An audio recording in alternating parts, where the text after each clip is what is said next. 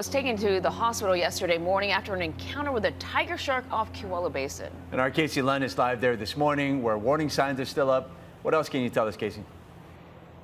Yeah. Hey, good morning, guys. I actually just spoke with an official from Ocean Safety, Honolulu Ocean Safety, who says that those warning signs are going to stay up at least through the morning. They're going to kind of reconvene around 11, the decision makers, and decide whether or not they're going to keep those warnings active. But right now they are asking folks to stay out of the water. And we've been out here this morning at Kewalo Basin, and we haven't seen a whole lot of people out, a couple paddleboarders here and there, but mostly folks are taking that warning seriously because this was a pretty, intense incident yesterday. Actually, that ocean safety official that I spoke to says in the decades he's been doing this, this is one of maybe two shark bites that he's known of here on the South Shore. So we want to show you also, this is video from a surfline.com camera that kind of captured that encounter. It's low quality, but you can make out a pretty scary situation there. EMS tells us that it was a 58-year-old man who was out surfing when he was bit in his by a shark in his leg.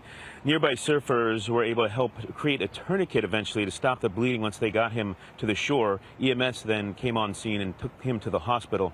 DLNR says that when those other surfers came to the man's aid, they reported that the shark had returned and was acting aggressively. We talked to ocean safety officials yesterday morning after this happened. It's pretty crazy because, I've been out here multiple times boogie boarding and swimming and that sort of thing, or at least in this area. It's pretty crazy to hear. I mean, it's kind of close to home, Pretty scared, but I mean, it's part of the ocean. Like sharks, we're going into their home. So although we really don't want that to happen, that's really sad. It is always a possibility, but it's really sad to hear that happen to that man.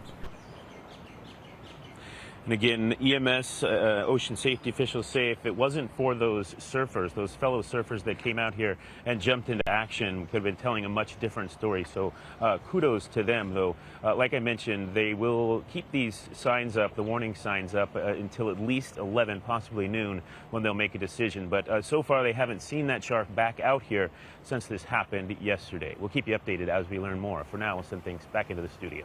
All right. Thank you, Casey.